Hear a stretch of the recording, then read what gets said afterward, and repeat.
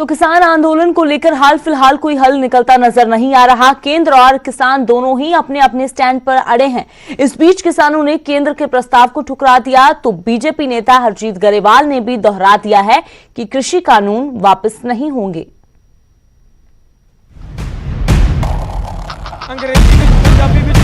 और इसके अलावा क्या किसान और केंद्र के बीच खींचतान अभी लंबी चल सकती है।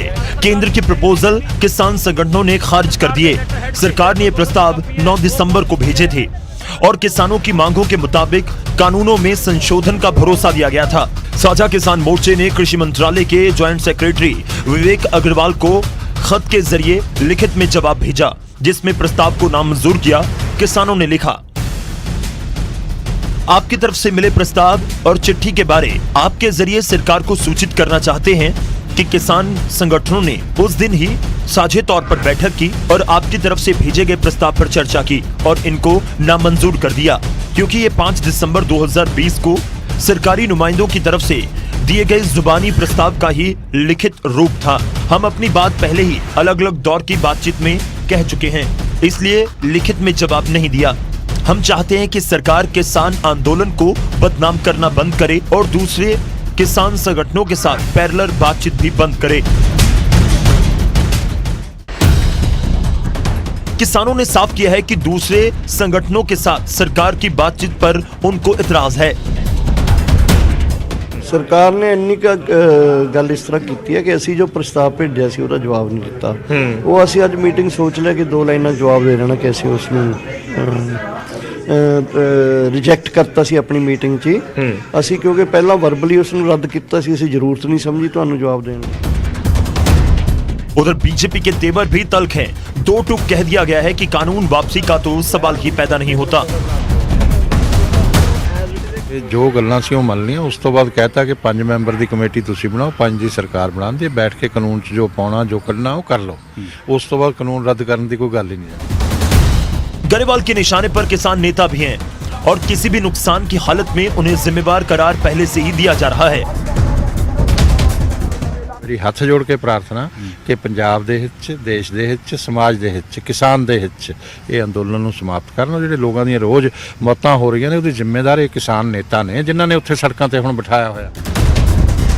किसानों और केंद्र के बीच अब तक 6 दौर की बातचीत हुई, लेकिन नतीजा शून्य ही रहा। और अब किसानों का जवाब उस समय आया है जब केंद्र अलग तौर पर दूसरे प्रदेशों के किसानों के साथ बात कर रहा है। हरियाणा, उत्तराखंड और उत्तर प्रदेश के कई किसान नेता कृषि मंत्री को मिलकर नए कानूनों का समर्थन कर चुके हैं।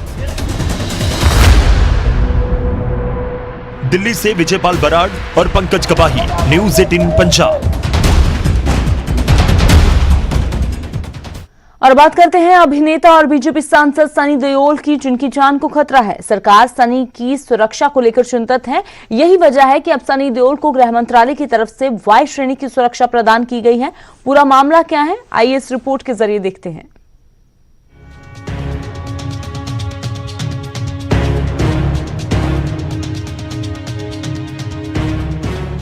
सनी देओल ने अपनी एक्टिंग से बॉलीवुड में लोहा मनवाया, राजनीति में आते ही जीत का परचम लहराया। लेकिन अब अंदेशा है कि सनी देओल की जान को खतरा है। यही वजह है कि गृह मंत्रालय की तरफ से सनी देओल को वाई श्रेणी की सुरक्षा दी गई है। अब उनके साथ केंद्रीय सुरक्षा बलों की एक टीम हमेशा मौजूद रहेगी। सनी देओल की यह सुरक्षा उनकी जान के खतरे को देखते हुए बढ़ाई गई है।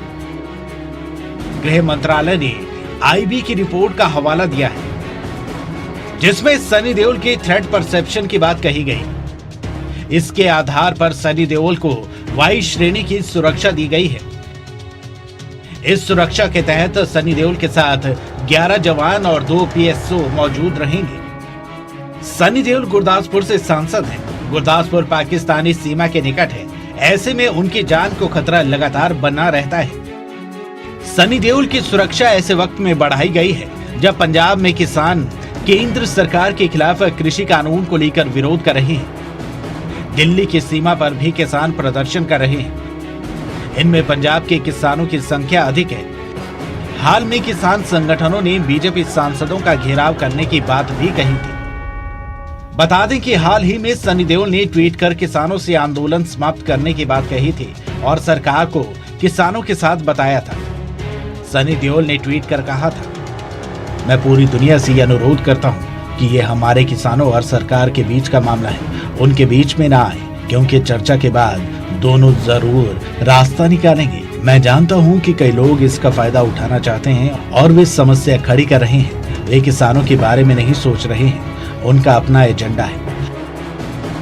काबिले गौर है कि किसान संगठनों की तरफ से सनी देओल पर भी कई बार सवालिया निशान खड़े किए गए। खैर, मामला जो भी हो, लेकिन अब सनी की सुरक्षा में हर पल जवान तैनात रहेंगे। Bureau report, news 18 Haryana.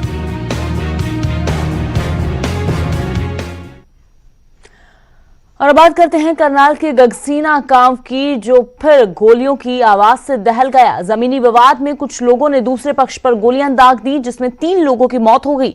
वारदात के बाद गांव में बड़ी तादाद में पुलिस भी तैनात है।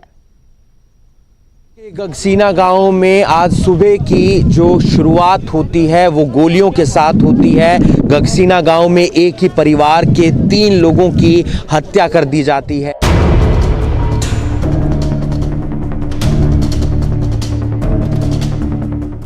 जमीनी विवाद में करनाल के गगसीना गांव में एक दिल दहला देने वाली वारदात को अंजाम दिया गया।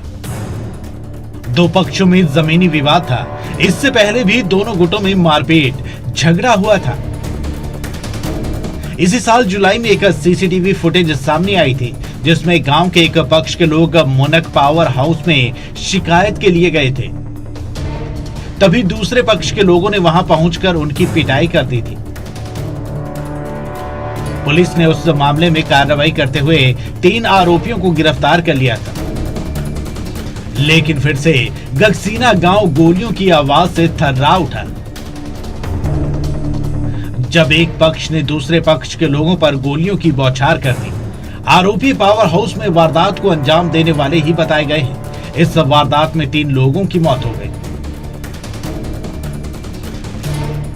ये पड़े और हमारे हॉस्पिटल में है। इतना बदला नहीं लेंगे। क्या करा बताओ, प्रशासन ने क्या करा? अगर प्रशासन और आज भी गोली जब चल रही है, प्रशासन वाले खड़े खड़े देखा है। क्या प्रशासन आई चूड़ी पैर लो, औरतों ने कहा ना कि औरत चूड़ी पैर का कमजोर हो जाए, ये पैर लो चूड़ी, जो एक डंडे लेकर आ रहे हैं।